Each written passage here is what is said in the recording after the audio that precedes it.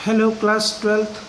आज हम लोग जो है कैपेसिटेंस के बारे में डिस्कस करेंगे कि what is the capacitor and what is the capacitance and what is the use of capacitance in electronic devices. हम लोग सबसे पहले कैपेसिटेंस के बारे में जानते हैं कि कैपेसिटेंस क्या है।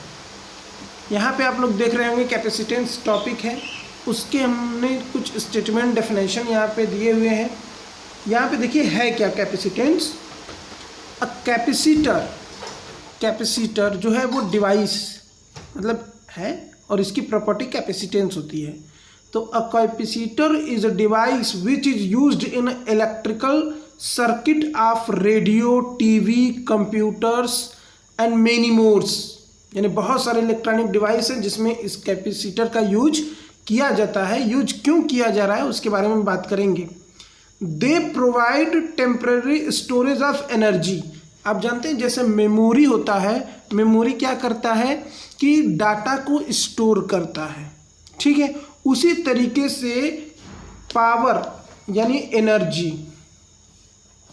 एनर्जी को स्टोर करने वाला जो डिवाइस होता है उसको हम लोग बोलते हैं कैपेसिटर, ठीक है। और इस पूरे प्रॉपर्टी को यानी कि कैपेसिटर द्वारा एनर्जी को स्टोर करने की प्रॉपर्टी को जो है हम लोग बोलते हैं कैपेसिटेंस, ठीक है। एक एग्जांपल और देते हैं। जैसे मान लीजिए कि एक ग्लास है, ठीक है। ग्लास का काम क्या होता है कि वाटर को स्टोर करना या किसी भी लिक्विड चीज़ को स्टोर करना, और स्टोर करके ये रखा रहता है। कुछ देर के बाद जब हमको यूज़ होता है तो हम इसका क्या कर लेते हैं, यूज़ कर लेते हैं।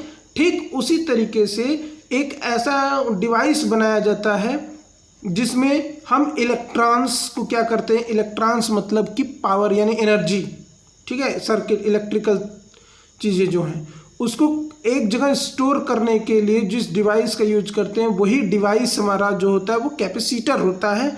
और कैपेसिटर में एनर्जी स्टोर करने की प्रॉपर्टी को हम लोग कैपेसिटेंस बोलते हैं, ठीक है। चलिए थोड़ा सा आगे देखते हैं इसमें कि the property of a capacitor that characteristic its ability to store energy is called capacitance. यानी उसकी जो कैरेक्टरिस्टिक है यानी प्रॉपर्टी जो है, जो जैसा कि हमने अभी बताया है, उसी को हम लोग क्या बोलते हैं, कैपेसिटेंस बोलते हैं, यानी प्रॉपर्टी ऑफ कैपेसिटर। अब आपको करना क्या है कि कैपेसिटेंस का एक एग्जांपल और देते हैं। जैसे आप फैन देखे होंगे कि फैन जो है सीलिंग फैन जैसा लगा रहता है ऊपर, ठीक है। फैन है, फैन में एक डिवाइस लगा होता है क्योंकि फैन जो होता है वो पूरे के पूरे बेयरिंग पे होता है, और जैसे ही इसमें करंट आएगा तुरंत ये क्या हो जाएगा, चलना स्टार्ट हो जाएगा। लेकिन जैसे ही हम करंट यानी स्विच ऑफ कर देंगे तो करंट आना बंद हो जाएगा। लेकिन उसके बाद भी फैन जो है धीरे धीरे धीरे धीरे धीरे धीरे चलते चलते चलते चलते क्या होता है, स्टॉप होता है। अगर अचानक ये स्टॉप हो जाएगा तो तुरंत इसके बेयरिंग्स जो हैं वो क्या हो जाएंगे, खराब हो जाएंगे। तो इसके बेयरिंग्स ना खराब हो इसलिए हम यहाँ पे एक कंडेंसेशन नाम का डिवाइस लगाते हैं, ठीक है। वो कंडेंसेटर जो होता है वो क्या होता है, कैपेसिटर होता है, जो एनर्जी को स्टोर किए रहता है और पंखे को बंद होने के बाद भी यहाँ से अपना एनर्जी इसको देता है और कुछ देर तक इस फैन को चलाते रहता है ताकि इसके जो बेयरिंग्स हैं वो ख़राब ना हो। तो इस तरीके से हमारे बहुत सारे इलेक्ट्रॉनिक्स डिवाइस हैं जो जिनको सेव करने के लिए या बचाने के लिए हम कैपेसिटेंस का यूज करते हैं, ठीक है। कैपेसिटेंस का बात हुआ, थोड़ा आगे चलते हैं। Energy is stored in the form of electric field inside capacitor. Capacitor के अंदर आप जो है एनर्जी को स्टोर कर सकते हैं। इस कारण जैसे देखिए कि ये है आपका, ठीक है। इसमें जो है आप एनर्जी का मतलब क्या, चार्ज, चार्ज को क्या कर रहे हैं, स्टोर कर रहे हैं। तो चार्ज जैसे जैसे स्टोर करते जाएंगे उसका जो पोटेंशियल है यानी V, ऐसे समझ कि बैटरी है, बैटरी में जितना चार्ज इनसाइड होता जाएगा, यानी इसके बैटरी के अंदर जाएगा, बैटरी का पोटेंशियल यानी वोल्टेज उतना ही क्या होता जाएगा, बढ़ता हुआ जाएगा। यानी हम कह सकते हैं कि जो चार्ज है, ठीक है, जो चार्ज है वो डायरेक्टली प्रोपोर्शनल होता है पोटेंशियल की। यानी आप किसी भी कैपेसिटर के अंदर जो है चार्ज जितना ज़्यादा बढ़ाएंगे उसका पोटेंशियल उतना ही बढ़ जाएगा। यानी बैटरी को आप जितना ही चार्ज करेंगे उसका वोल्टेज उतना ही क्या होता जाएगा, बढ़ता जाएगा। 10%, 20%, 40%, 50% और 100% तक हो जाएगा। अब चार्ज को जो है हम लोग किससे डिनोट करते हैं, Q से, यानी Q is proportional to V। ठीक, अब आप जानते हैं कि जब जो प्रोपोर्शनल होता है, इस प्रोपोर्शनल को हटाने के बाद जब हम इक्वल का यूज करते हैं तो एक कांस्टेंट आता है, वो कांस्टेंट है CV और ये हो गया Q। ठीक है, यहाँ पे जो C है, Q आप जानते हैं क्या है, चार्ज है, V क्या है, पोटेंशियल है, और C क्या है, कैपेसिटेंस। C क्या है, कैपेसिटेंस, जो कि कांस्टेंट है। ठीक है ना। Q का यूनिट भी आप जानते हैं कूलाम होता है और V वोल्ट होता है यूनिट, लेकिन C का यूनिट नहीं पता है तो इसको कैसे पता करेंगे वो देखते हैं। C इज इक्वल टू क्या हो जाएगा, VQ बाई V। इस फार्मूले को बहुत अच्छे से याद रखिएगा क्योंकि इस पे ही आगे जो है कि बहुत सारी चीज़ें जो हम लोग पढ़ेंगे। ठीक है, तो C is equal to Q by V। अब इसके अगर हम यूनिट का बात करें कि क्या है यूनिट, तो यूनिट देखिए क्या होता है, Q का यूनिट है कूलाम और V का यूनिट है वोल्ट, यानी कूलाम पर वोल्ट। तो ये हो गया, लेकिन इसका जो SI यूनिट होता है वो होता है फैराड, यानी हम बोल सकते हैं कि 1 farad is equal to 1 coulomb per volt. ठीक है, ये आपका फार्मूला हो गया, ये आपका यूनिट हो गया। चलिए थोड़ा सा आगे चलते हैं। इसमें यहाँ पे देख रहे हैं आप Q is equal to CV लिखा हुआ है, constant of proportional known as capacitance. अब हम लोग पढ़ेंगे factor on which capacitance depend, यानी कि जो कैपेसिटेंस है वो किन चीज़ों पे डिपेंड करता है। यानी कैपेसिटेंस का मतलब क्या है, कैपेसिटेंस प्रॉपर्टी है और कैपेसिटर जो है डिवाइस है। तो कैपेसिटर जो है वो किन किन चीज़ों पे डिपेंड करता है, यानी कौन से ऐसे टर्म्स हैं जिस पे जो है कि कैपेसिटर पूरा इफेक्ट कर सकता है। तो पहला है shape and size of the conductor capacitor. ठीक है, यानी कि जो कंडक्टर है, यानी जिस कंडक्टर या मेटल से कैपेसिटर डिवाइस को बनाया जा रहा है उसके शेप और साइज पे डिपेंड करता है। क्योंकि आप जानते हैं कि यहाँ पे देखिए, देख लीजिए कि अगर ये एक है और एक ये है, शेप और साइज, इसमें चार्ज जो है इसके कंपैरिजन में कम जो है कंटेन हो सकता है और इसमें चार्ज ज़्यादा हो सकता है। तो जब इसमें चार्ज कम है तो पोटेंशियल भी कम होगा और इसका पोटेंशियल ज़्यादा होगा, यानी इसका कैपेसिटेंस ज़्यादा होगा। यानी जिसमें आप डिवाइस जो है वो कैपेसिटर जो है वो अपने शेप और साइज पे डिपेंड करेगा। दूसरा है nature of medium surrounding the conductor, यानी जो सराउंडिंग मीडियम का जो नेचर है कंडक्टर के लिए उस पर भी वो डिपेंड करेगा। Independent of amount of charge, charge पे डिपेंड नहीं कर सकता है कैपेसिटेंस, ध्यान रखिएगा। अब बात करते हैं कुछ इसके स्पेशल चीज़ों के बारे में, जैसे कि क्या क्या आपसे पूछा जा सकता है। तो पहला है डिफाइन कैपेसिटेंस। डिफाइन कैपेसिटेंस, तो कैपेसिटेंस क्या है, V 1 वोल्ट है, CQ हो जाएगा कैसे, फार्मूला अभी अभी हम बताए हैं कि Q इज इक्वल टू क्या होता है, CV होता है। ठीक है, तो C इज, अगर हम यहाँ पे वोल्ट को क्या कर दें, 1 कर दें, 1 कर दें, यानी 1 वोल्ट कर दें, कैपेसिटर के डिवाइस को 1 वोल्ट कर दें तो क्या हो जाएगा, जो चार्ज है वो C के बराबर हो जाएगा। यानी जो कैपेसिटेंस है वो चार्ज के इक्वल होगा। यानी हम बोल सकते हैं कि अगर किसी भी कैपेसिटर का पोटेंशियल 1 वोल्ट हो तो उसमें जितने चार्ज होंगे वही उसका कैपेसिटेंस होगा। ठीक है, तो इस तरीके से बोल सकते हैं। और इसका डायमेंशन फार्मूला अगर निकाला जाए तो डायमेंशन फार्मूला आप देख सकते हैं कि किस तरीके से निकाला जाता है। आप जानते हैं कि formula C is equal to क्या है, Q बाई V, और V इज इक्वल टू क्या होता है, V इज इक्वल टू होता है W बाई Q। तो देखिए क्या हो जाएगा, V इक्वल टू W/Q लिखेंगे तो Q ऊपर चला गया, यानी Q स्क्वायर अपन के W। Q इक्वल टू क्या होता है, I इंटू टी। I होता है एम्पियर और T होता है टाइम, यानी AT, यानी Q का स्क्वायर मतलब IT का स्क्वायर यानी AT का स्क्वायर। तो यहाँ देखिए A स्क्वायर T स्क्वायर लिखा गया है। और वर्क का डायमेंशन आप जानते हैं कि ML2T-2 होता है। अब इसको बस सॉल्व कर देखिए, M ऊपर जाएगा -1 हो गया, L2 ऊपर जाएगा -2 हो गया, T-2 और ये 2, ये T-2 ऊपर जाएगा तो प्लस हो जाएगा तो T4 हो जाएगा, और ये A2। तो ये हो गया डायमेंशन। फार्मूला ऑफ कैपेसिटेंस पूछा जाता है 1 नंबर में MCQ क्वेश्चंस में। हम कुछ क्वेश्चन के बारे में बात करेंगे कैपेसिटेंस के। पहला क्वेश्चन है जैसे कि write 4 property of conductor in electrostatic, और दूसरा क्वेश्चन है आपका write the SI unit of capacitance where are capacitor used. तो सबसे पहले क्वेश्चन की तरफ देखते हैं कि 4 प्रॉपर्टी आपको बताना है कंडक्टर का, जो जिस कंडक्टर से कैपेसिटर बनाया जा रहा है। ठीक है, तो पहला है the net electric field at any point inside the conductor is 0।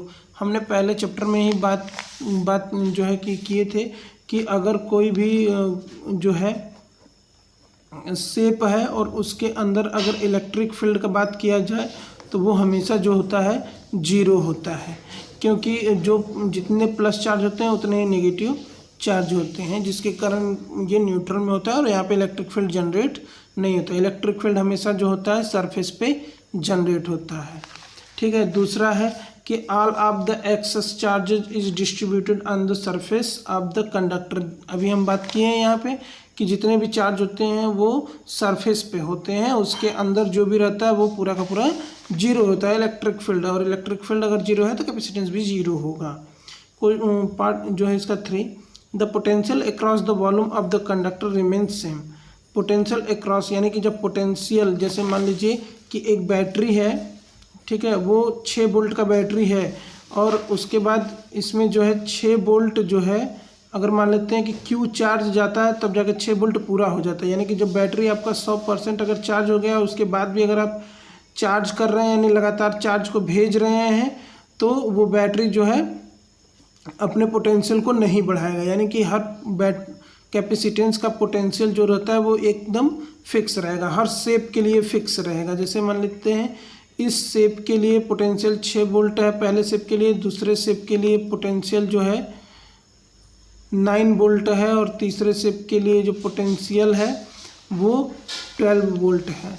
तो अगर हम 10Q दे रहे हैं तो 6 वोल्ट पूरा हो जा रहा है, इसमें हम 12Q दे रहे हैं तब जाके पोटेंशियल यह पूरा हो रहा है, और इसमें जो है हम 15Q दे रहे हैं तब जाके ये पोटेंशियल पूरा हो रहा है। अगर आप एक्स्ट्रा इसमें 2Q या इसमें एक्स्ट्रा 2Q या इसमें एक्स्ट्रा 2Q या जितना भी एक्स्ट्रा आप देंगे तो ये वोल्टेज जो है वो इतना का इतना ही रहेगा, ये वोल्टेज नहीं बढ़ेगा। जबकि स्टेटमेंट में ये बोला गया था कि जो चार्ज है वो डायरेक्टली प्रोपोर्शनल है पोटेंशियल के। इसका मतलब ये होता है कि चार्ज अगर बढ़ाया जाए, इंक्रीज किया जाए तो पोटेंशियल भी इंक्रीज होगा। तो पोटेंशियल एक लिमिट टाइम तक के लिए ही इंक्रीज होगा, यानी कि जब ये 100% हो जाएगा उसके बाद अगर चार्ज को बढ़ाया जाएगा तो पोटेंशियल नहीं इंक्रीज करेगा, ये अक्रॉस नहीं होगा। ठीक है, ये थर्ड था। फोर्थ है आपका कि the charge accumulates on those point, यानी चार्ज एक्यूमुलेट्स का मतलब होता है कि कलेक्ट करना एक जगह, मतलब कि स्टोर करना। यानी कि जब चार्ज स्टोर हो रहा है किसी एक पॉइंट पे, उस समय जो सरफेस का रेडियस ऑफ कर्वेचर रहता है वो बहुत ही छोटा होता है, यानी शार्प पॉइंट होता है। ठीक है, दूसरे क्वेश्चन का आंसर है write the SI unit of capacitance where are capacitor used. तो जो SI यूनिट होता है वो होता है फैराड, जो कि हमने अभी भी बताया है थोड़ी देर पहले। और दूसरा इसका क्वेश्चन है कि कहाँ पे यूज किया जाता है कैपेसिटर का, तो कैपेसिटर का हर उस जगह पे यूज होगा जहाँ पे चार्ज इन्वॉल्व होगा, यानी जहाँ पे चार्ज होगा वहाँ पे कैपेसिटर होगा। तो चार्ज जो होता है लगभग ऑल इलेक्ट्रॉनिक डिवाइस में यूज किया जाता है, तो इसका मतलब कैपेसिटेंस भी हर डिवाइस में यूज होगा। जैसे कुछ डिवाइसेस हैं transistor, radios, fan, computer, etc। ठीक है, अब हम लोग बात करते हैं कुछ डेरिवेशन का कि डेरिवेशन यानी नए नए शेप के लिए जो कैपेसिटेंस है वो क्या होगा। हमारा पहला है कैपेसिटर ऑफ स्फेरिकल कंडक्टर, यानी कि कोई अगर स्फेरिकल कंडक्टर है यानी इस पे चार्ज, क्योंकि अंदर बात तो अगर हम करेंगे तो अंदर जीरो रहेगा। ठीक है, तो स्फेयर पे जो है प्लस चार्ज है यहाँ पे, तो इस पे कितना कैपेसिटर होगा तो उसको कैसे निकालेंगे वो देखिए। मान लेते हैं जो इसका रेडियस है वो जो है कैपिटल आर है। ठीक है, आप फार्मूला जानते हैं कि C इज इक्वल टू जो होता है वो होता है Q/V। ठीक है, लेकिन हम सबसे पहले अगर पोटेंशियल की बात करें कि पोटेंशियल कितना होगा, तो पोटेंशियल आप जानते हैं क्या होता है 1/4πε0 इंटू Q/R। ठीक है ना, इस पे चार्ज जो है वो Q है। ठीक, तो इसी वैल्यू को उठा के हम यहाँ पे रखेंगे। ठीक है, रखते हैं तो देखिए C is equal to Q/K। अब V का वैल्यू रख दीजिए 1/4πε0 इंटू Q/R। Q से Q क्या हो गया, कैंसिल हो गया और ये सारे पार्ट्स ऊपर चले जाएंगे, तो ये हो जाएगा 4πε0 R, यानी C is equal to 4πε0 R farad. यानी किसी भी स्फीयर में जो कैपेसिटेंस होगा वो कितना होगा 4πε0 R। ध्यान रखिएगा कि 1/4πε0 का जो वैल्यू होता है वो 9 × 10⁹ होता है, 1/4πε0। तो 4πε0 का जो वैल्यू होगा वो होगा 1/9 × 10⁹। तो यहाँ पे 4πε0 का वैल्यू पता है। बस अगर किसी भी स्फीयर का अगर आपको रेडियस पता है तो आप बता सकते हैं कि उसमें कैपेसिटेंस कितना हो सकता है। ठीक है, ये आपका फर्स्ट था। अब हम बात करेंगे सेकेंड का, या एक क्वेश्चन देखते हैं यहाँ पे। देखिए एक क्वेश्चन है यहाँ पे कि a spherical conductor have capacitance equal to 1 farad. ठीक है, यानी जो है कि can spherical conductor have capacitance equal to 1 farad. तो देखते हैं जो स्फेरिकल का कैपेसिटेंस है वो होता है आपका 4πε0 R according to formula. Capacitance आपको 1 दिया गया है 4πε0 R, यानी R इज इक्वल टू आपका हो जाएगा, देखिए R जाएगा यहाँ से तो इसको मैं से 1 ये हो जाएगा आपको 1/4πε0 इज इक्वल टू R, क्योंकि ये इस साइड जाएगा तो 1/, में हो जाएगा। और इसका जो वैल्यू होता है अभी भी हम बताएं कि 9 × 10⁹ होता है। ठीक है, तो ये रेडियस है तो यूनिट क्या हो जाएगा मीटर। यानी कि 1 फैराड कैपेसिटेंस हो सकता है स्फेरिकल का जब उसका रेडियस इतना होगा तो तब, लेकिन ये 9 × 10⁹ मीटर, मतलब कि ऐसा स्फीयर जो 9 × 10⁻³ अगर इसमें से हम कम कर दें तो ये हो जाएगा 6 kilometre.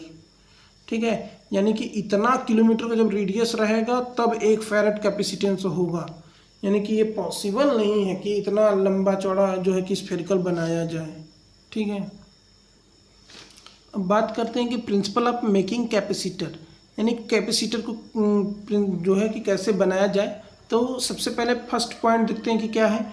Late there be a positively charge metal plate A plate an uncharge identical metal plate B near A. ठीक है, जैसे मान लीजिए कि एक आपके पास प्लेट है जिसपे जो है कि चार्ज प्लस दिया गया है। ठीक है ना, ये आपको लेना है, ये प्लेट आपका क्या है ए है, और इसके पास जो है एक ऐसा प्लेट रखना है बी जो अनचार्ज हो। ये आपका पॉजिटिवली चार्ज्ड है और ये अनचार्ज है। ठीक है, कैपेसिटेंस का सिंबल जो होता है वो इस तरीके से होता है। ठीक है, एक प्लस होता है तो दूसरा क्या होता है माइनस होता है। तो प्लस और माइनस अगर सेम प्लेट बन जाए तो वो आपका कैपेसिटेंस हो जाएगा। ध्यान रखिएगा, अगर बड़ा और छोटा रहेगा तो ये बैटरी का सिंबल होता है, लेकिन अगर सेम साइज हो तो वो कैपेसिटेंस होता है। ठीक है, तो चलिए देखते हैं कि इसको कैसे किया जाए। अब आपको करना क्या होता है इसमें कि इस वाले प्लेट को आपको अर्थिंग से कनेक्ट करा देना है। ये आपका अर्थिंग है, तो जैसे ही अर्थिंग से कनेक्ट कराएंगे तो अर्थ में क्या होता है नेगेटिव चार्ज होता है, तो ये तुरंत यहाँ से जाएगा तो ये क्या हो जाएगा नेगेटिव। चार्ज हो जाएगा। अब देखिए एक प्लेट, अब यहाँ से अर्थ को क्या कर दीजिए, डिस्कनेक्ट कर दीजिए। तो आपका जो दो प्लेट बना है, एक प्लस का बन गया और एक माइनस का बन गया। अब ये दोनों प्लेट का जो डिस्टेंस है वो सेम हो गया, और एक पॉजिटिव हो गया और एक निगेटिव हो गया। इसका मतलब कि अब ये क्या हो गया, आपका कैपेसिटर हो गया। अब ये आपका कैपेसिटर हो गया। तो ये कैसे बना है, इंडक्शन के थ्रू बना है, ठीक है। तो इंडक्शन के थ्रू आप किसी भी प्लेट से आप कैपेसिटर बना सकते हैं, बस आपके पास एक पॉजिटिव चार्ज होना चाहिए, ठीक है। चलिए बात करते हैं थोड़ा सा कि देखिए कैपेसिटर जो होते हैं वो दो टाइप के हैं। पहला कि अगर इस तरीके से रहता है तो इसका मतलब होता है कि ये फिक्स कैपेसिटर है, ठीक है, फिक्स कैपेसिटर जिसका वैल्यू एकदम फिक्स है। लेकिन अगर कैपेसिटर आपको इस तरीके से दिख जाए तो इसका मतलब होता है वेरिएबल, ठीक है, वेरिएबल यानी कि ये वेरी करेगा कैपेसिटर। चलिए दूसरा टॉपिक देखते हैं। एक स्फीयर के लिए हो गया। अब मान लीजिए कि अगर पैरेलल प्लेट होगा तो उसके लिए कैपेसिटेंस कितना होगा वो निकालते हैं। तो जैसे मान लीजिए कि ये आपका एक है, ये आपका, ये दोनों पैरेलल हैं, एक प्लस है एक माइनस है आपका, ठीक है। इस पर प्लस क्यू चार्ज है, इस पर माइनस क्यू चार्ज है। एरिया जो है वो ए मान लेते हैं और इनके बीच का जो सेपरेशन है वो डी मान लेते हैं, ठीक है। तो यहाँ पे आप देखिएगा कि जो चार्ज डेंसिटी होता है वो होता है क्यू बाई ए, ठीक है। अब हम इलेक्ट्रिक फील्ड अगर निकालें, ठीक है ना, क्योंकि देखिए फार्मूला जो होता है वो होता है C is equal to Q by V, यानी यहाँ भी आपको पोटेंशियल बस निकालना है। यानी किसी भी शेप का अगर आपको कैपेसिटेंस निकालना है तो सबसे पहले उसका पोटेंशियल निकालना पड़ेगा, क्योंकि चार्ज तो फिक्स है। पोटेंशियल निकाल के वैल्यू रख देंगे, आपको जो है कैपेसिटेंस मिल जाएगा। तो पोटेंशियल जो है आप कैसे निकालेंगे वो देखिए। पोटेंशियल जो होता है वो होता है ई इंटू डी, ठीक है। तो V is equal to E into D हो गया। डी ये आपका सेपरेशन बिटवीन पैरेलल प्लेट्स है। ई आपको निकालना है, ई क्या होता है, पैरेलल प्लेट के लिए इलेक्ट्रिक फील्ड जो होता है वो होता है सिग्मा अपान के एप्सिलॉन नॉट, और ये वाला डी, ठीक है, sigma upon epsilon not into D. चलिए इस वैल्यू को जो है हम यहाँ पे रखते हैं V की जगह। तो C इज इक्वल टू आपका हो जाएगा Q अपान के, V का वैल्यू रखिए सिग्मा D अपान के एप्सिलॉन नॉट, ठीक है। एप्सिलॉन नॉट कहाँ चला जाएगा, ऊपर चला जाएगा। तो C इज इक्वल टू हो जाएगा Q एप्सिलॉन नॉट अपान के सिग्मा D। और ध्यान रखिएगा कि हम बताएं कि सिग्मा इज इक्वल टू क्या होता है, Q बाई A होता है, ठीक है। तो sigma is equal to Q by A होता है। तो सिग्मा का वैल्यू रख दीजिए यहाँ पे, ठीक है। तो देखिए क्या होगा, C is equal to Q epsilon nought upon के सिग्मा का वैल्यू रख दीजिए Q by A D. Q से क्यू क्या हो गया, कैंसिल हो गया, ए कहाँ चला गया, ऊपर चला गया, यानी जो C मिला है वो आपको मिला है A epsilon not by D, ठीक है। और एप्सिलॉन नॉट का जो वैल्यू होता है वो चैप्टर 1 में आप पढ़े हैं कि 8.85 इंटू 10 की पावर माइनस 12 आप पढ़े हैं, ठीक है। यानी कि अगर पैरेलल प्लेट का एरिया और उनके बीच का सेपरेशन अगर आपको पता हो तो आप जो है कि कैपेसिटेंस पैरेलल प्लेट का निकाल सकते हैं। तो आज जो है हम लोग केवल और केवल कैपेसिटेंस के बारे में पढ़े हैं। अब कल जो है हम लोग पढ़ेंगे नेक्स्ट वीडियो में कम्बिनेशन ऑफ कैपेसिटेंस, जैसे कि कम्बिनेशन ऑफ रेजिस्टेंस होता था सीरीज में और पैरेलल में, ठीक उसी तरीके से ये भी होगा। क्योंकि सीरीज और पैरेलल में रेजिस्टेंस क्यों होता था, चार्ज की वजह से। ये भी कैपेसिटेंस भी चार्ज के ही वजह से जो है कि डेवलप हो रहा है, इसलिए इसका भी हम कम्बिनेशन करेंगे जो कि नेक्स्ट वीडियो में होगा। तब तक के लिए थैंक यू। और जो लोग सब्सक्राइब नहीं किए हैं वो लोग सब्सक्राइब कर लें और वीडियो को लाइक ज़रूर करें। Thank you.